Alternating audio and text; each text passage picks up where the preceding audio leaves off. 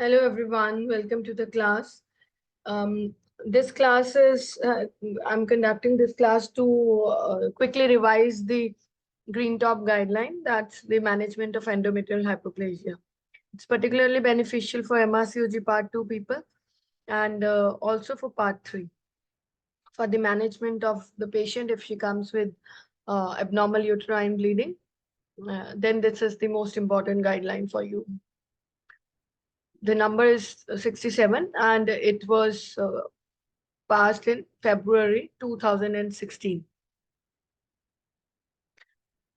Now, first, starting from the summary, what is the management of endometrial hyperplasia? As the title also suggests, management include investigation and treatment, both. Yeah.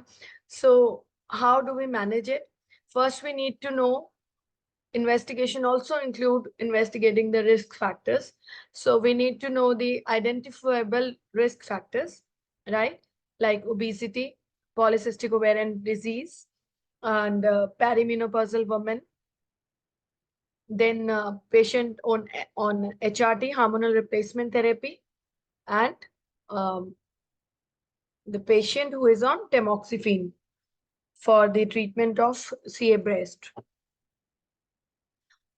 So these are the risk factors which are to be identified. Now, how should endometrial hyperplasia be classified? The older classification by WHO was of 1994, I suppose, or 93. Now they have revised it in 2024, which suggests that it is to be, they have simplified it quite a lot into two groups. They have divided endometrial hyperplasia. Number one is endometrial hyperplasia without atypia, and another one is atypical hyperplasia. Previously, it was uh, simple hyperplasia without atypia, then with atypia, then complex hyperplasia without atypia and with atypia. All four had different percentages in terms of developing endometrial cancer in future. So here now they have simplified it into, means previously it was mostly dependent upon the histological architecture or glandular forms of the endometrium. But now they are saying it is hyperplasia without atypia, only the nucleolar appearance, and atypical hyperplasia, which has more chances of developing or converting into endometrial cancer in near future. Hyperplasia without atypia is having only 5% chance of developing into endometrial cancer in near 20 years. Now coming on to what diagnostic and surveillance methods are available for endometrial hyperplasia. How to diagnose it? Diagnose, we know that endometrial hyperplasia can only be diagnosed in histology, right? It's a histological diagnosis. And the surveillance means the follow-ups and how we keep an eye on the endometrial hyperplasia. It also includes endometrial sampling by outpatient endometrial biopsy. Diagnostic hysteroscopy is also, it also plays a very important role in diagnosing the endometrial hyperplasia and getting a targeted biopsy. So here, but it is not mandatory to perform in all cases. It is written that it should be considered to facilitate or obtain an endometrial sample, especially where outpatient sampling, if it fails or if it has come, the report has come as inadequate or non-diagnostic, right? We need further elaboration on the report. So diagnostic stereoscopy can be performed. Okay. TVS has a role in diagnosing the endometrial hyperplasia in pre and postmenopausal women. In the sense, it only gives us the thickness, and if there is irregularity in the endometrial surface, or there is a you can say gap between the two layers of endometrium in terms of if there is any lesion, polyp, or fluid is there. So transvaginal ultrasound can also provide us with the diagnosis of endometrial hyperplasia in both set of group of sets, pre and post menopausal, right? So now coming on to That hysteroscopy, we have already discussed that it has a role if the EB fails, or if there is any lesion inside, there is any lesion, like if there is a polyp, then we must go for first line of diagnostic method should be hysteroscopic directed biopsy, right? And if in ultrasound there is an irregular endometrium or a thickened endometrium, or there is a gap between space between two endometrial layers, then that calls for the hysteroscopy. Now, coming on to CT and MRI. So this guideline says that evidence suggests that CT and MRI as the first, for the diagnosis of hyperplasia, it has no role, right?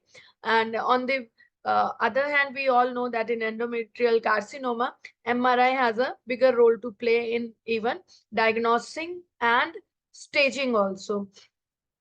So, but insufficient evidence regarding endometrial hyperplasia.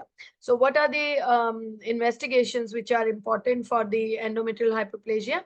These are, first of all, the first investigation is endometrial biopsy. Okay, this is the diagnostic investigation of choice, right? And which is the gold standard, that will be hysteroscopic plus endometrial biopsy. Okay. So if one can perform, one should be offering this to the woman, but that is not compulsory or mandatory to do. Yeah. Now coming on to how should, so this is all the summary we are discussing. We will be discussing the things in detail also as the guideline will proceed. So how should endometrial hyperplasia without atypia should be managed? So we all know that it is to be the levonorgestrel intrauterine system, LNGIUS, that's Mirena. Mirena is the first line of investigation, right? So this is without atypia. So what is the initial management? The risk of developing endometrial cancer is 5% over 20 years. And that the majority of cases of endometrial hyperplasia will regress spontaneously during the follow-ups.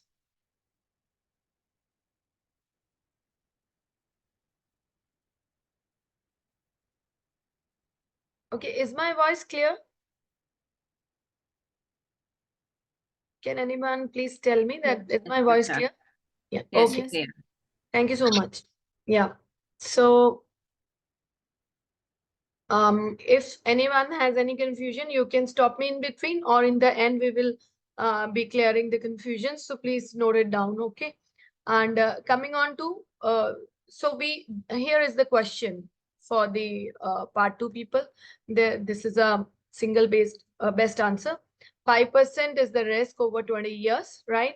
And mostly they regress spontaneously. So whenever an auscultation comes, the first option in an asymptomatic woman who is having endometrial hyperplasia, like endometrial biopsy diagnosed the endometrial hyperplasia without atypia, and her symptoms are in control. Suppose she came with abnormal uterine bleeding, and the bleeding has controlled over Tranexa, or you can say on the hormonal management. It has already stopped, but the biopsy is showing the diagnosis of endometrial hyperplasia. So what will we do? We will give her the options of conservative management also. Like we can wait and watch, and this regress spontaneously, but we need to follow you up every 6 monthly, right? And in 12 months, it should disappear, right? So this is the conservative management which we can advise in these women who has without atypia set of endometrial hyperplasia. Now, if we have, and what increases the chances of spontaneous regression? If there are any reversible risk factors. And what are those reversible risk factors? Such as obesity, and if somebody is on HRT, ask her to modify or review of the HRT, right? Increase the progesterone content or put it throughout the cycle, right? If she is on sequential HRT, means the progesterone hormone is for the second half, keep it in the full cycle, or supplement the patient with the full cycle progesterone or Mirena. And if she is obese, then ask her to reduce weight and lifestyle modifications. Observation alone with follow-up endometrial biopsies to ensure disease regression can be considered, right?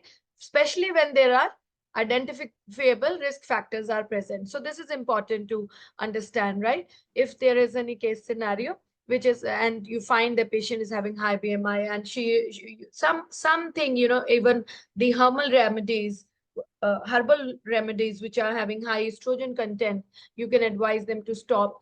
And obese woman, you can ask her to get the lifestyle modifications done. HRT will be modified. So if she's having breast CA and she's on tamoxifen, you can always communicate with the gynae oncologist, sorry, oncologist, and you can ask them to either stop the tamoxifen if it is safer for the patient, or switch over to another form like aromatase inhibitor if possible, right? So that's all. And if a patient is not responding to observation alone, or the woman is like not happy with the observation, she wants some treatment to be done, then we can advise her the progesterone therapy. So progesterone therapy is the mainstay of treatment in endometrial hyperplasia without ATPR. So this is the mainstay, right? And now how to give it? We can give it locally. That is the best form, LNG. And we can give the oral progesterone, should be continuous. It should not be cyclical. Cyclical will not benefit. Okay. It will not help in regression. Continuous progesterone will help in regression. And LNG IUS, it is the best. Okay. Now coming on to for how long we should give it. In this situation, at least 6 months, right? And if the woman doesn't desire fertility, then LNG IUS is advisable for 5 years. Okay. And we can also tell her that it's a good contraception also. So in a woman of reproductive age group, this can be kept for the purpose of contraception also. And continuous progesterone also one should be giving for minimum for 6 months. And if the regression is there, she can stop. So both continuous oral and local intrauterine progesterones are effective in achieving regression. But LNG is the first line. Why? Because of the non-compliance and side effects of the oral progesterone. Okay. And LNG also has a role in the better control of bleeding problem. Like abnormal uterine bleeding is also better controlled by LNG IUS. Okay. And lesser side effects in terms of what are the side effects? Anybody want to add apart from headaches? Like what will you be telling the patient that we can advise you, Mirena, but there are certain problems that can come up in you. So what can be those? One is lightheadedness or headache. Another is erratic bleeding for first 6 months. yes, Breast tenderness, acne, yes. and can be follicular cyst. Okay. So very well said. This can be headache. There can be you may feel soreness in the breast, and some blotting you may feel, and you need not to tell about the follicular cyst, because that will unnecessarily causing a panicky situation, and it's not of that significance, and it's not required that she'll have, right? But headache and sore breast and erratic bleedings, they are some of the unscheduled bleeding, you can say. So these are some of the common side effects. So we just have to speak those 3 or 4 things. That's all, right? And very good. Now coming on to the continuous progesterone. What kind of progesterone we should use? Medroxyprogesterone, in the perimenopausal group. This is very good because of the better lipid profile. It does not affect the lipids much. And norethisterone is for the reproductive age population.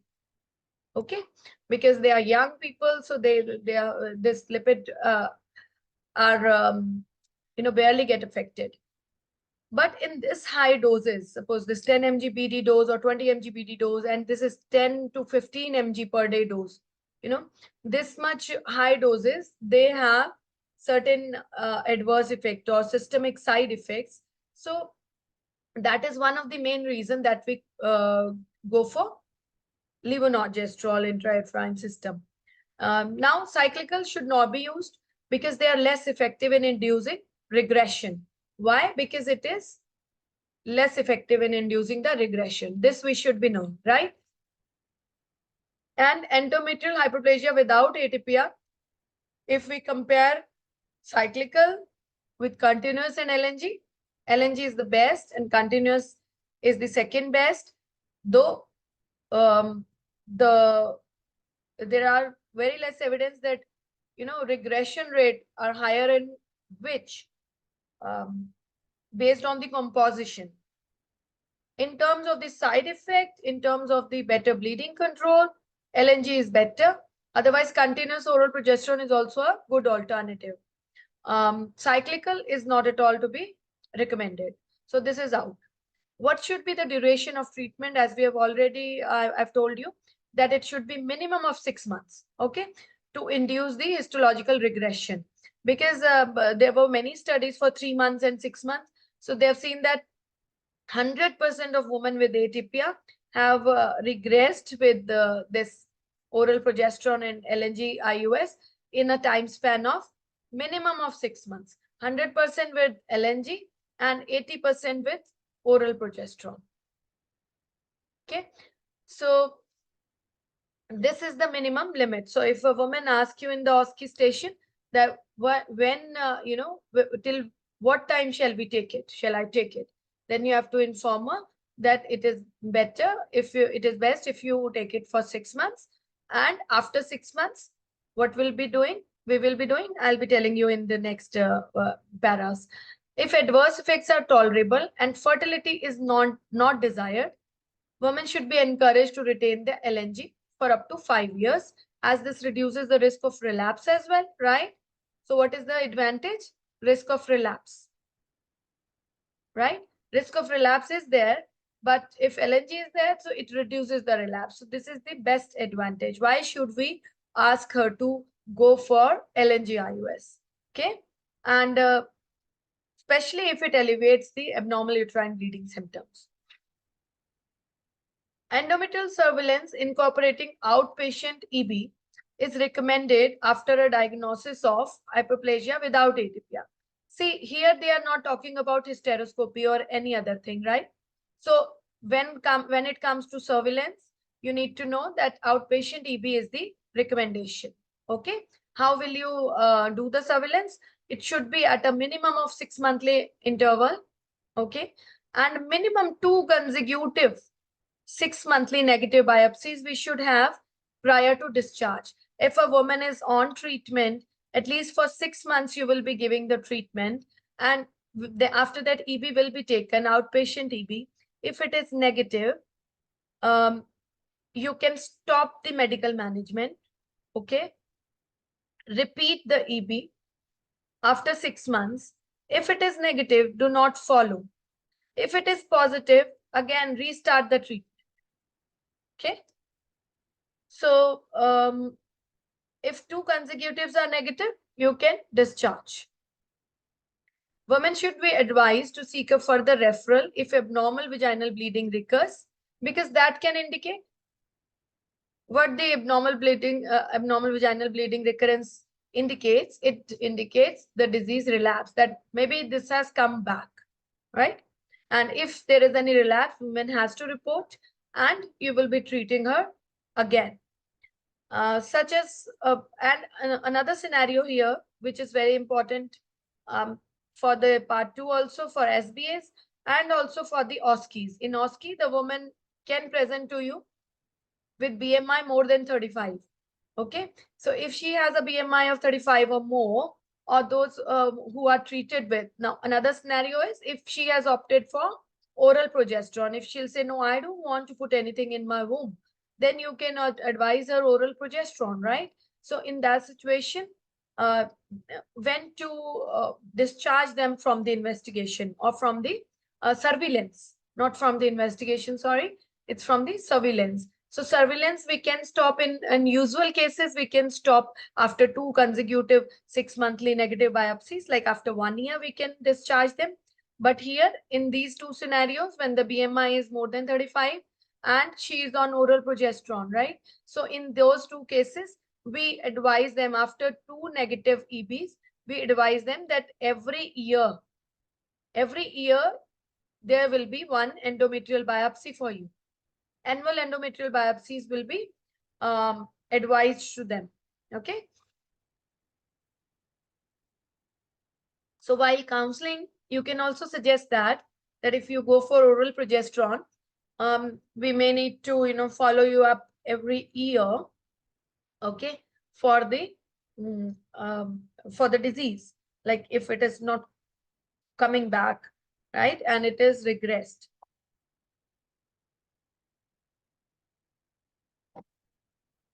Now, when is the surgical management appropriate for women with endometrial hyperplasia without atypia? Though hysterectomy should not be the first line, right? Because progesterone therapy induces the remission very well. As we have already understood that it goes off spontaneously also. But with medical management, regression rates are quite high. And why to give the morbidity of the surgery to the woman? Okay. If she says, no, just I want the hysterectomy only, then also you can advise them that, there are certain risks associated with the surgery. Those you have to explain to the woman. Now, hysterectomy, whom we should advise hysterectomy? If they don't want to preserve their fertility, right? And after 1 year also, we can see that there is a progression to atypical hyperplasia. That's a straightway indication to hysterectomy, because the first line treatment for atypical hyperplasia is hysterectomy. So if she progress, obviously it will be hysterectomy for her. And there is no histological regression of hyperplasia despite 12 months. We have treated her for 12 months, but it's not going. Okay. Or disease has come back again after completing the treatment. The biopsies were negative, but after 2 negative biopsies, it has come back. The bleeding has come back. The hyperplasia has come back. Then we advise them to not to go for treatment, but to go for hysterectomy. Okay. There is persistence of bleeding. Like even if she was on, LNG has been in utero, we have put it in utero, or she's having her progesterone, but still the bleeding is not controlled. Sometimes it happens, right? There are refractory AUBs also, for which we advise the surgical treatment as the main option to the woman. When the woman herself declines that I can't come for these many endometrial surveillances, and I can't take this medical tablets, these medicines, and I don't want to put anything in the womb. So in that situation, seeing the risk of endometrial cancer, you can advise. So postmenopausal women who require the surgical management of endometrial hyperplasia without atypia should be offered BSO, right? So this is the point to be noted, that if there is endometrial hyperplasia, but she is not having atypia, right? Now, what do we do? If she says that, I want a hysterectomy, or she lands up in hysterectomy, like the indications are that. So in that situation, you can offer bilateral salpingo-oophorectomy also in postmenopausal. But if she is premenopausal, then at least offer bilateral salpingectomy, and oophorectomy is to be individualized, right? According to the age. Which approach is better? Laparoscopic approach is better. It is preferable. And in the new that patient information leaflet, I discussed in my previous class, they have given the option of robotic surgery also to the woman. Okay, that there are robotic surgeries also. So in that, everything will be even lesser than laparoscopic. Shorter hospital stay, less pain, and quicker recovery. So in robotic also, you can say that is again the minimal invasive procedure. Few cuts are being given. special instruments are there, and it is, it even causes, you need to stay less in hospital, and lesser pain, and a good recovery or quicker recovery. So coming to the endometrial ablation, is this even a point to be considered? So the answer is no, because we need surveillance. If we will ablase, we will do the ablation of the endometrium, the synecdoche will be formed, and the histological surveillance will be hampered. Okay, and and it also does not, ensure that complete destruction has already happened, or endometrium may persist as well, and the hyperplasia can come back. And after the formation of adhesions, it is even difficult to find the to get the endometrial biopsy, and the surveillance can also be disrupted or hampered. So endometrial ablation is no option here. How should atypical hyperplasia be managed? Right. So the first line is total hysterectomy.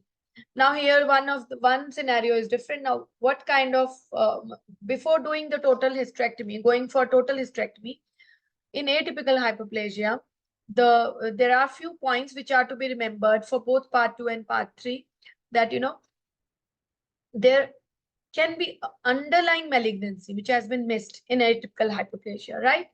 And or they can soon progress to cancer. So both the things can happen. So it is advisable to have the surgery ASAP. Before surgery, there are certain things which we'll be discussing later on to keep in mind. Laparoscopic approach is better, right? It is preferable. Here also we will be giving robotic option now, because now robotic surgeries have also come in, they are playing a part. So robotic surgery option can also be given wherever it is possible or it is getting done. So there is no benefit from intraoperative frozen section analysis, right? So don't go for that. No unnecessary lymphadenectomy, prophylactic lymphadenectomy in atypical hyperplasia, where there is no evidence of endometrial cancer in all the investigations, right? The cancer malignancy can be endometrial also and can be ovarian also. Ovarian is 4%. It can be associated here. So in postmenopausal women, again, if there is only atypical hyperplasia, we are going for bilateral salpingo-oophorectomy in postmenopausal. But if the woman is premenopausal, then the decision to remove the ovary should be individualized. Means in both the scenarios with atypical hyperplasia, BSO is not recommended. It is not compulsory.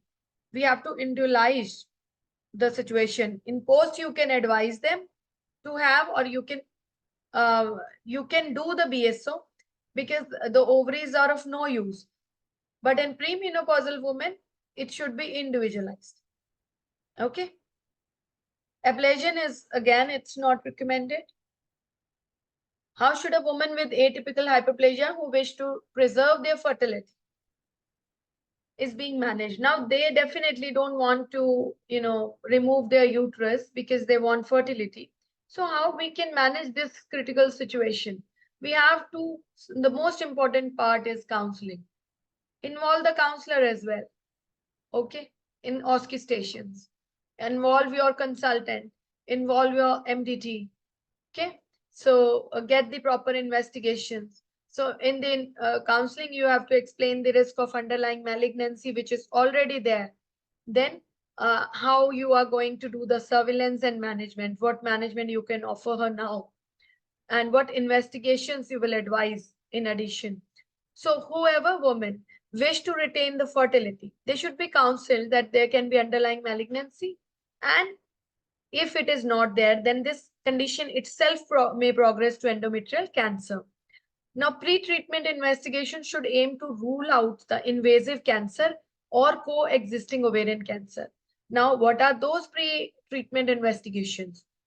Histology, imaging, and tumor markers. Results should be reviewed at the multidisciplinary meeting.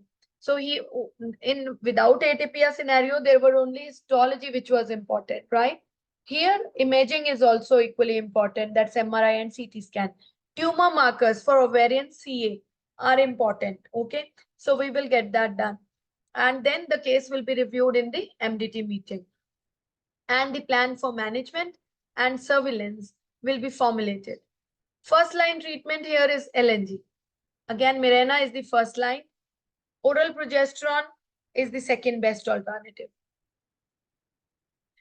And tell the woman that once you complete your family, you know, fertility is not required, then hysterectomy should be offered, right?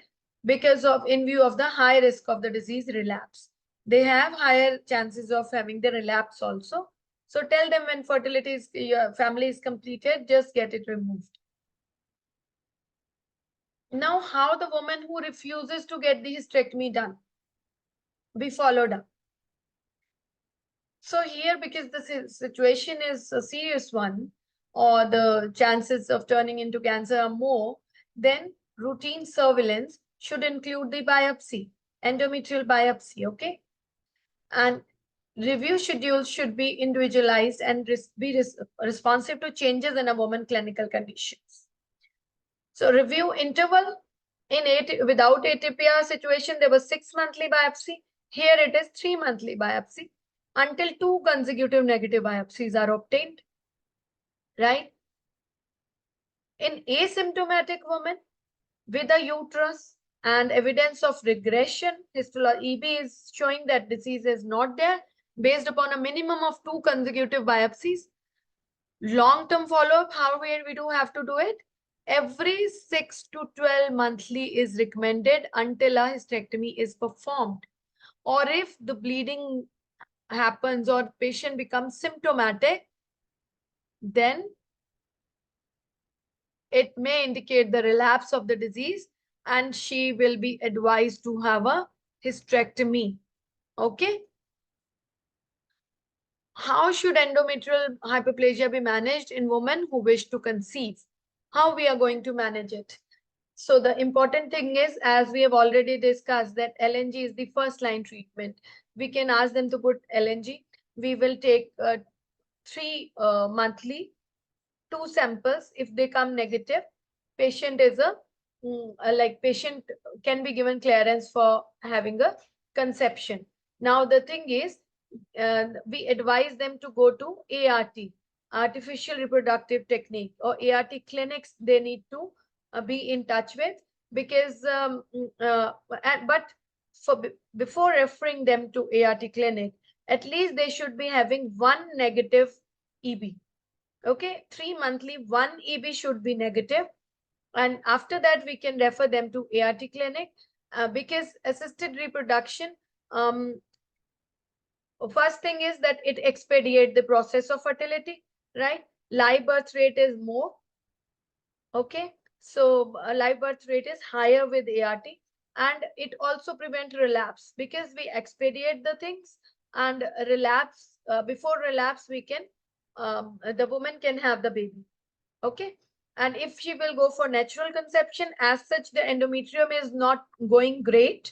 So implantation will be difficult, and she may take time in conceiving naturally. Okay. Now, prior to ART, regression of hyperplasia should be achieved, as this is associated with higher implantation rate and clinical pregnancy rate. Now, there is another scenario. One scenario was how we will manage if she needs fertility, or if she doesn't want hysterectomy at that moment of time. Okay, so both the situations are clear that in fertility, for the fertility, ART clinic referral will be done, and 2 biopsies, consecutive negative biopsies are required. After 1 biopsy, we can refer her to ART clinic, and she can at least start with the workup. And for the woman who doesn't want hysterectomy, 6 months to 12 monthly follow-up, or surveillance, not follow-up. Endometrial biopsy surveillance is required till the time she gets the removal of the womb. Now coming on to the HRT and endometrial hyperplasia. Into this, systemic estrogen only HRT when we know that woman has a uterus, but she's only on estrogen HRT, then we need to ask her to stop this form of HRT. And all women who are having HRT, taking HRT, they should be encouraged to report any unscheduled vaginal bleeding promptly. Okay. Now, what is this unscheduled vaginal bleeding? We will be learning this in the end. When we call the bleeding unscheduled, when the woman is on HRT, because there should be some criteria to call it as unscheduled or irregular, right? Or erratic. So, woman with endometrial hyperplasia taking a sequential HRT preparation. Sequential means that on one half there is only estrogen, on the second half there is E plus P. Okay. So who wish to continue HRT should be advised to change to continuous progesterone, whether she can she can get the LNG in utero, or she can have a continuous combined HRT preparation. Means here also progesterone should be there, E plus P, E plus P. Like throughout the cycle, progesterone will be there. Okay. And women with endometrial hyperplasia taking a continuous combined preparation who wish to continue HRT should have their need to continue HRT review. Okay, because they need to be get the biopsies done, or they need to be reviewed for the symptoms. So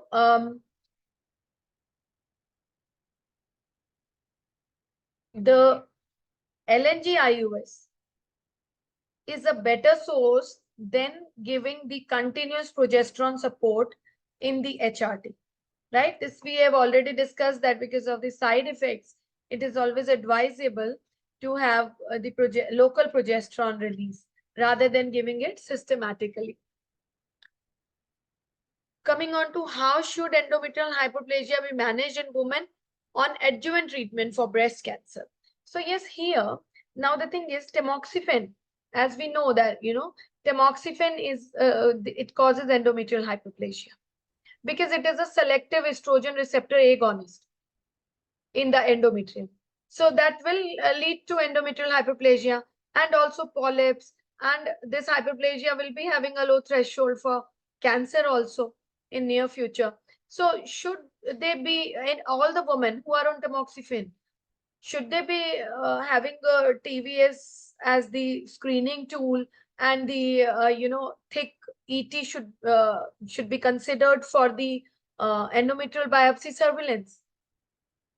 So the answer is no to that, because all the evidence suggests that the one thing which should trigger investigation in a woman who is having who is on tamoxifen for the breast cancer treatment is the symptom of abnormal vaginal bleeding.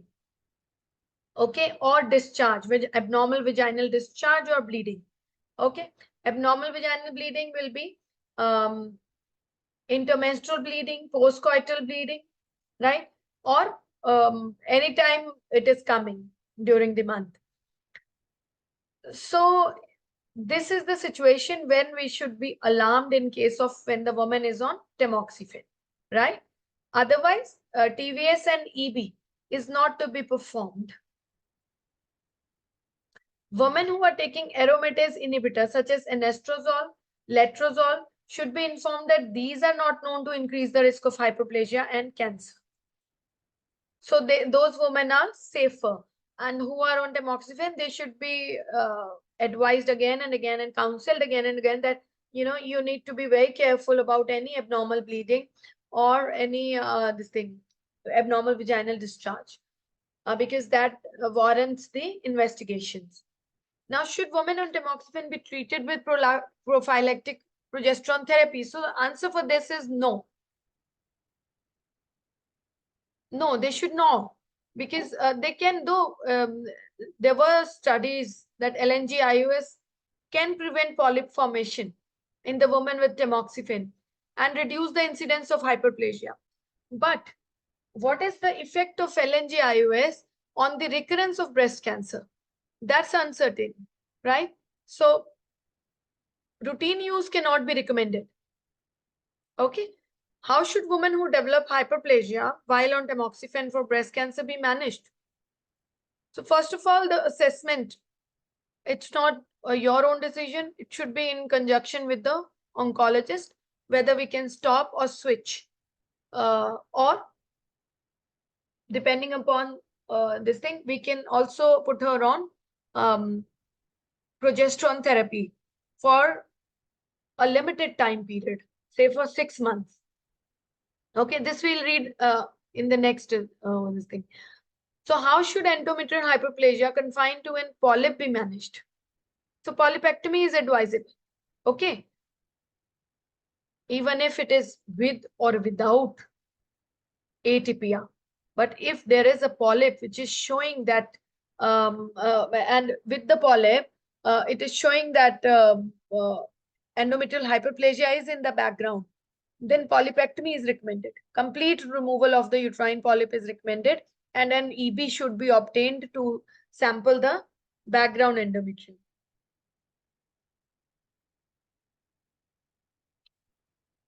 So in the detail, I will be going very quickly.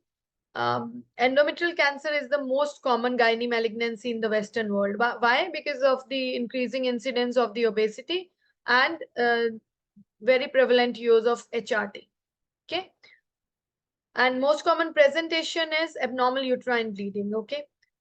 Which includes heavy menstrual bleeding, intermenstrual, irregular bleeding, unscheduled bleeding on HRT, and postmenopausal bleeding. All of them may present as a result of endometrial hyperplasia. Now, risk factor we have already discussed, okay? That is BMI, anovulation, perimenopause, polycystic ovaries cause anovulation. Then there can be estrogen secreting tumors like granulosa cell tumor. Okay, granulosa cell tumor has 40% prevalence of endometrial hyperplasia. Now, what is the main etiology of the endometrial hyperplasia? This is the estrogenic stimulation. Okay, but some studies have suggested that immunosuppression and infection can also be involved in endometrial hyperplasia. Some women who were on steroids for any who were graft recipients or having autoimmune diseases, when they were on immunosuppressions, then also endometrial hyperplasia has been noted. Okay, so revised classification was in 2012. We have already read it. Now, previously in 2003, there was one EIN classification, endometrial intraepithelial neoplasia, also came up, and the nomenclature came up, which now it is like, the um, they comprises three categories. This EIN classification: benign, which was endometrial hyperplasia; pre-malignant, which had certain criteria, histological; malignant, which was endometrial cancer. So now this EIN category is considered interchangeable with atypical hyperplasia. So if EIN question comes on EIN, suppose, though it doesn't come because old things are old, they don't involve that. But for knowing the nomenclature, EIN corresponds to atypical hyperplasia of WHO 2014 classification, right? So what diagnostic and surveillance methods are available for endometrial hyperplasia? We have already discussed all of them. Direct visualization with hysteroscope, endometrial biopsy, TVS is also having a role in pre and postmenopausal women. And now, if there is a polyp or discrete focal lesion, then it can be offered. Otherwise, it can be considered. MRI and biomarkers, they have CT, MRI, and biomarker. Not routinely recommended. Less role has been found there, but further studies are going on to get these biomarkers role in knowing the prognosis and diagnosis of the endometrial hyperplasia. And there is a thing to note, a percentage to note. Even if the endometrial biopsy, it comes as a negative result, no hyperplasia is there, but 2% of those women will still have hyperplasia, and we have missed that in blind endometrial biopsy. Okay. In postmenopausal women, if she comes with bleeding, the cutoff is 4 millimeter according to the if we collect all the evidence, meta-analysis and systemic reviews, then the cutoff of endometrial thickness over which endometrial biopsy is indicated is 4 millimeters. Okay.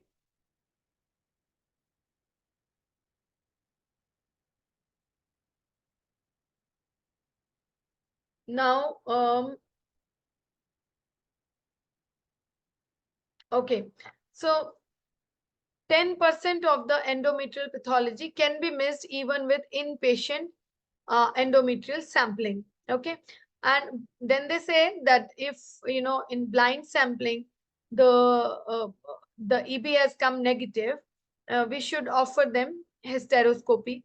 And a repeat curettage is to be done or not, that has to be seen according to the age of the woman. If she want to preserve the fertility, then it is to be reduced. It should be, repeated curettage should be minimized to reduce the incidence of Asherman syndrome. Suppose in hysteroscopy, the hyperplasia is not visible or some lesion or polyp is not there, and EB is also showing negative, but she is bleeding, and we need to investigate it further.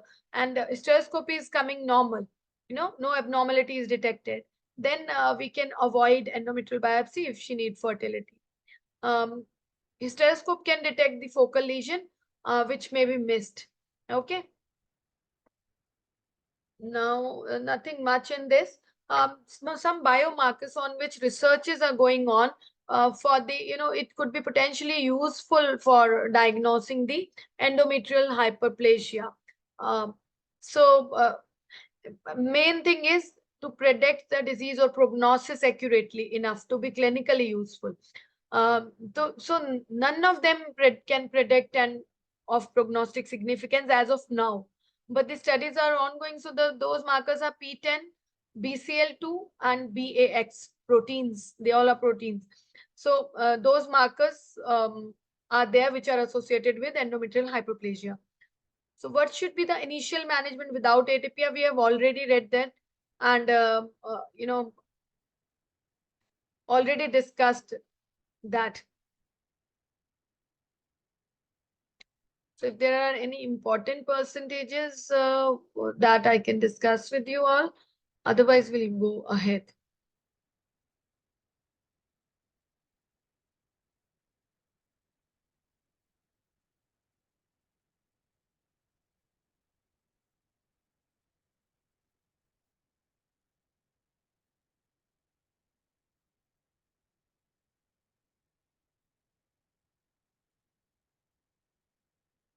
Tamoxifen is important, so that we have already discussed.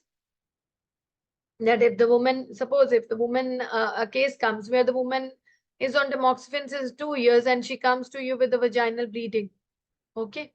So abnormal vaginal bleeding, you're going to do the local examination, you're going to do the TVS, which is showing the thickened ET, right?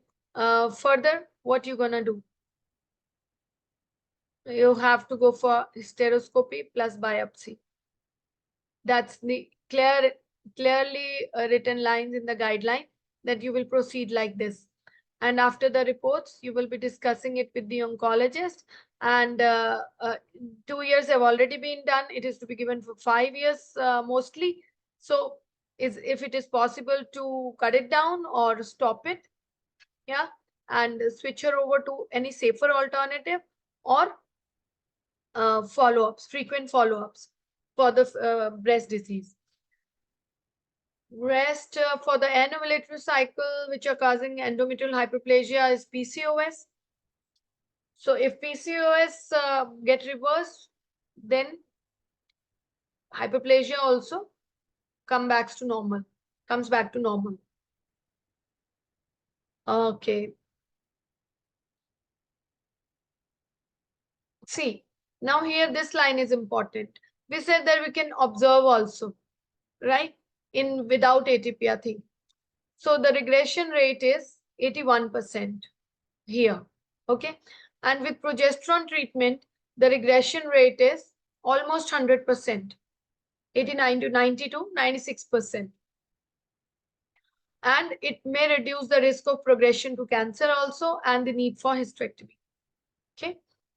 So this percentage is bit okay. Oh God, it's come to an end.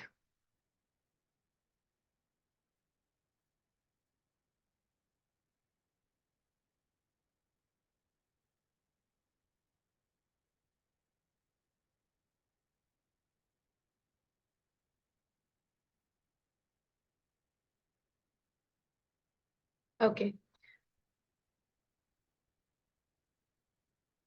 So now, observation alone is expected to fail when there is no identifiable reversible risk factor causing the endometrial hyperplasia. Okay. Mostly it fails. So we can tell the woman if she doesn't have any identifiable risk factor, we will advise her the medical treatment. Though evidence is limited, but you can do that. That means you have nicely read the guideline. So you can always advise the woman that, as nothing apparently seen in you and this thing has happened. So we can put you on medical treatment, because sometimes waiting and watching in these kind of situation can't give us much benefit. So what should be the first line for without atypia? We have already discussed that clearly. Okay. And progesterone, what does it do? It modify the proliferative effect of estrogen on the endometrium, right?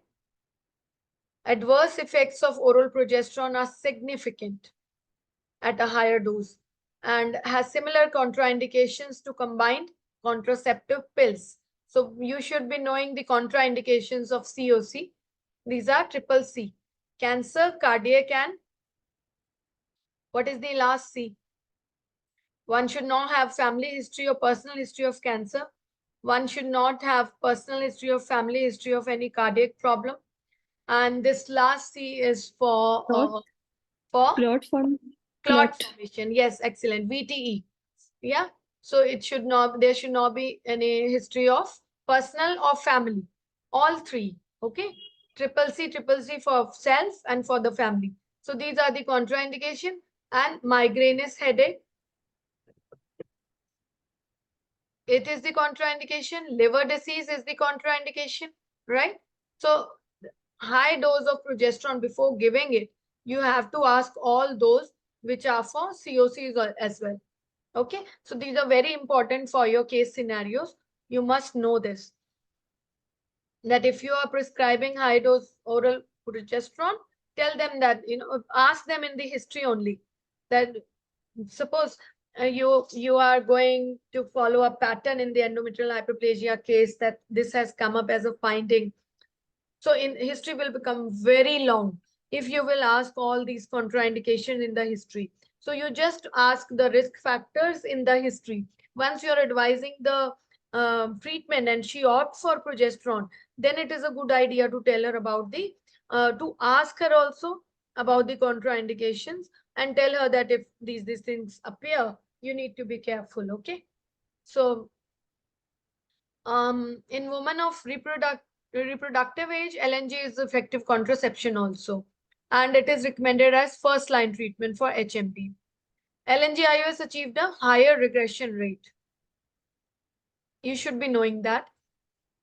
What should be the duration? We have already discussed that it should be 2 month, 2 consecutive 6 monthly. Minimum 6 month surveillance is required for, 2 negative EBs are required. And if BMI is more than 35, and the patient is on oral progesterone, surveillance will be increased to, like, annual biopsy is required. Okay.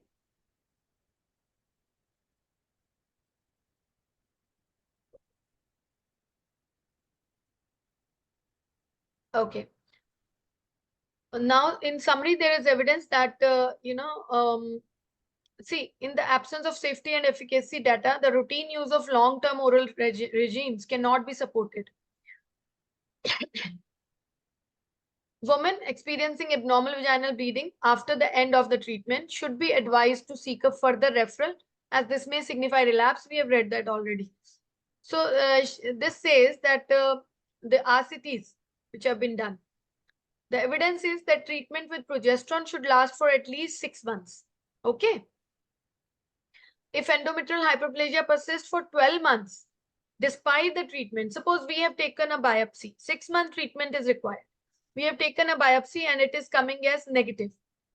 The negative biopsy is coming. Okay. Then in that situation, we can stop the treatment, and after 6 months, we will take the biopsy again. But if the biopsy is not coming negative, we will be giving the treatment for 6 more months. So after 12 months, if it is still persisting, right, then she will be advised about hysterectomy. That, go for hysterectomy, because disease is not going to regress now. The chances of disease regression are low and underlying cancer is high. So advise hysterectomy if she is not responding even after 1 year, right? Even after 1 year of LNG, even after 1 year of oral progesterone. Okay. So we can advise her hysterectomy. That is the persistent disease. This is the definition of persistent endometrial hyperplasia, that despite of 1 year of treatment, it is still there.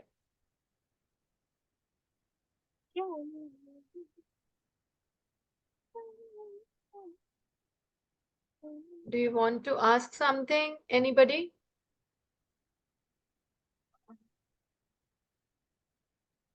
Okay. So now coming on to when is surgical management appropriate for women with endometrial hyperplasia without atypia, we have read it very nicely. I'm not going to get into it. Even the only the important evidence, if there is any out of the studies which can be of use for you guys, that I'll be telling you. Okay.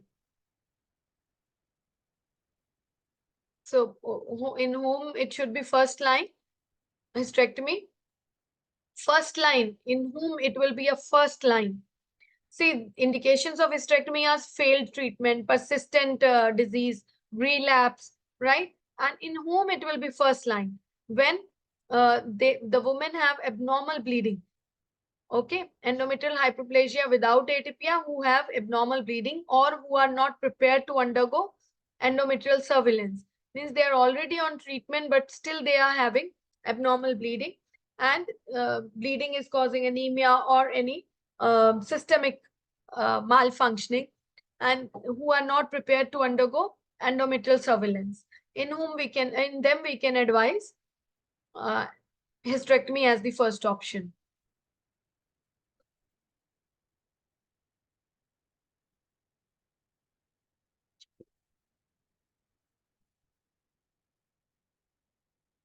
Now coming to the atypical hyperplasia, that also we have discussed already about the oophorectomy part, right? And fertility retaining, we have already seen that how we should proceed. And once fertility is not required, hysterectomy should be offered in view of the woman will say, why? The thing has gone already, right? I had a negative biopsy. I have my family. My children are healthy. I don't have any bleeding problem. Why shall I get this hysterectomy thing done? You need to explain about the risk of relapse. So if a station comes, you need to focus on this, that you have to advise on the relapse also.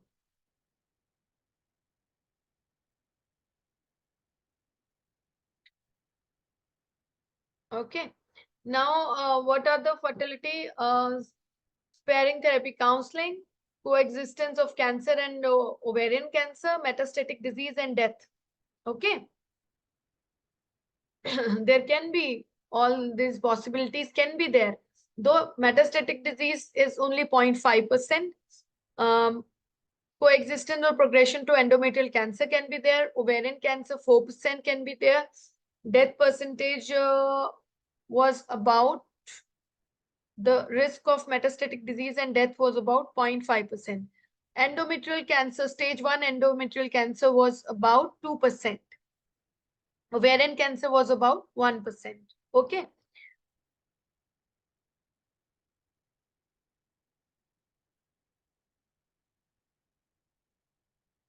So in this, you should know that in fertility sparing management of atypical hyperplasia, 1/4, only 1/4, means approximately 25 to 29% of women they achieve a live birth. Okay. They achieve a live birth. So careful counseling, pre-treatment workup to rule out advanced endometrial or ovarian cancer should be done. Gynae oncology team, MDT, where the available histology, imaging, and tumor markers are examined. The advice should include a plan for endometrial biopsies and follow-up together with the maximum recommended duration of fertility sparing treatment before a hysterectomy is performed. Okay. And 2 weeks pathway should be there for the referral of this woman to the MDT. How should women with atypical hyperplasia not undergoing hysterectomy be followed up? That we have already discussed, right? 6 to 12 monthly endometrial biopsies are recommended until a hysterectomy is performed. What are the minimum investigation required to monitor the endometrium during the follow-up? It includes a detailed history in atypical hyperplasia. If we are following up, it should be detailed history for the presence of any new symptom like weight loss, loss of appetite, any abnormal bleeding, suggestive of progressive disease. Pelvic examination will be done. History will be taken. After that, local examination and endometrial biopsy. This will be in the follow-up. In fertility sparing, if it fails to induce regression of atypical hyperplasia by 12 months, then we should advise, we should recommend her what? Hysterectomy. Now we understand that you want to have a family, but this is a persistent disease and risk of going into this endometrial carcinoma, ending up into that are very much. So we recommend you strongly to go for hysterectomy. Sorry. If relapse occurs, follow up. Women should also be advised to undergo hysterectomy. Okay, in the follow up, if there is any relapse, advise her to have a hysterectomy. Okay, because there can be an endometrial cancer at the final hysterectomy specimen.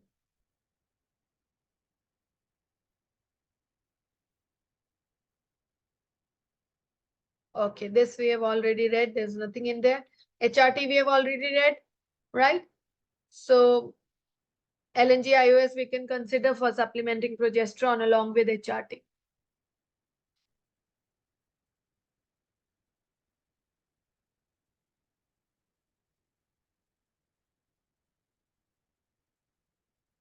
This says that, continuous combined HRT is the best if endometrial hyperplasia has happened.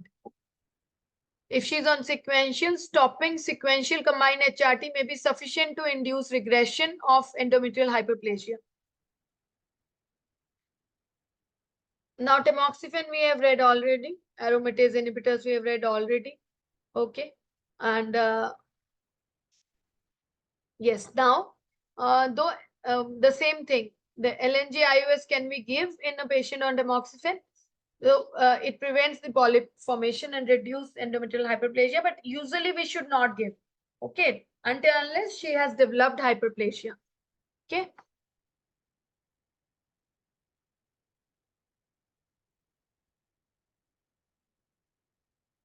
So with the oncologist, we should discuss alternative treatment. That's all. So if endometrial hyperplasia is confined to polyp, one should go for polypectomy and take the endometrial biopsy. Okay. Complete removal of the polyp and endometrial biopsy is to be taken to sample the background endometrium. And that's all. That's the curative form. Okay.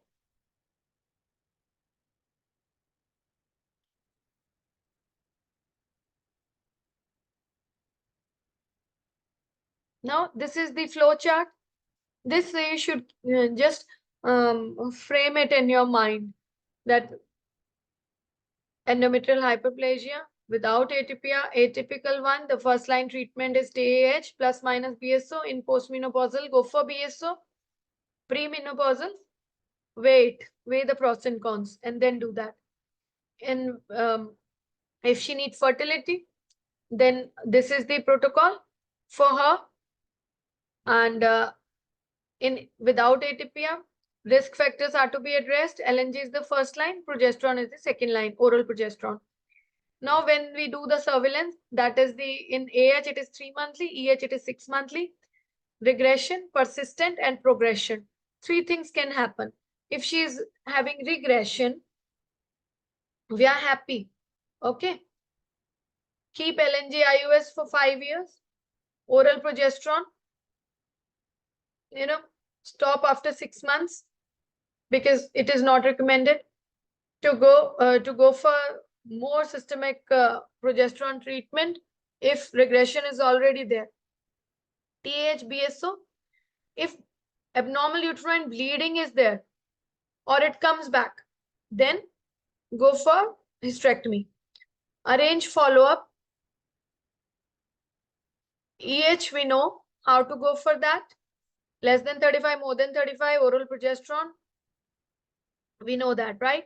In atypical hyperplasia, more than 2 consecutive negative EBs at 3 monthly interval, thereafter 6 to 12 monthly EB, and then review. Review means that go for hysterectomy. We advise hysterectomy in atypical hyperplasia for higher incidence of relapse. Relapse, go for that.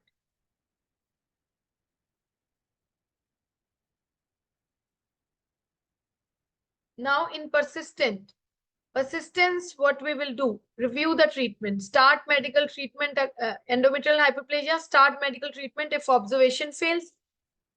If she is on medical management and the disease is persisting after 12 months, advise hysterectomy, we know that.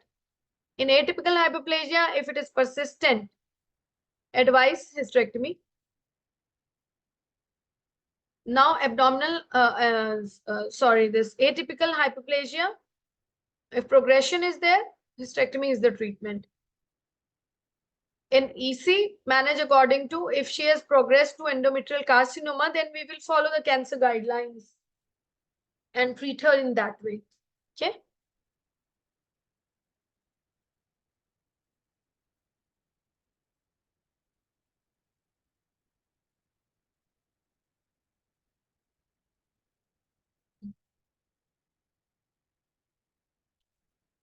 So, in atypical hyperplasia, if the disease is persistent, so what we will be doing? We will be arranging the follow-up after the hysterectomy. In any condition, if hysterectomy has been done, we'll give it for histopathology. If no endometrial carcinoma is there, then we are going to review at 6 weeks, and after that we will discharge. So that's again can be a question. So you need to be careful about it. Like, what after doing the hysterectomy? Will we discharge the patient straight away? No. In a persistent disease, if that has not responded to hormonal treatment for 12 months without atypia, and in atypical hyperplasia, if woman is not going for hysterectomy and for 1 year it is persisting, we are doing the hysterectomy. We are arranging of 6-week follow-up as well to see and we will discuss the histopathology also, and we'll review with the patient, warn her for the symptoms, and then we will discharge the patient. If the report comes at endometrial carcinoma, then that will be managed according to local cancer guidelines, right? So this is how we are going to manage women with endometrial hyperplasia. Just give me 1 minute. I'll be back.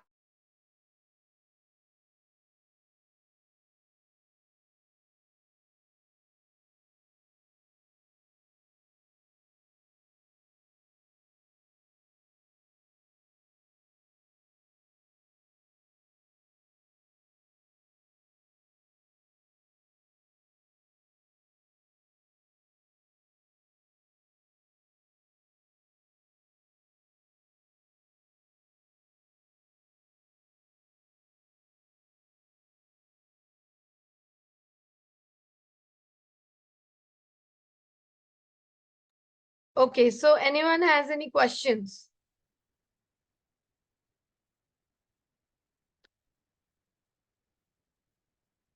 Ma'am, yeah, it was a nice session.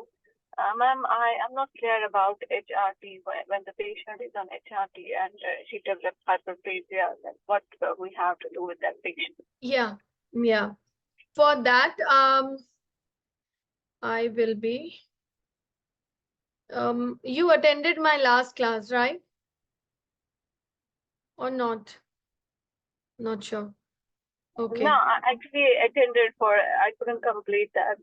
Yeah, Okay. for, Yes. yeah, So when that. she's on HRT, anyone who is on HRT, then after starting the HRT, if the bleeding if there is abnormal bleeding for 3 months, right? Then that is not abnormal bleeding. If it persists for beyond 3 months, then we call it an unscheduled vaginal bleeding, right? So that is to be considered as an abnormal bleeding and investigated.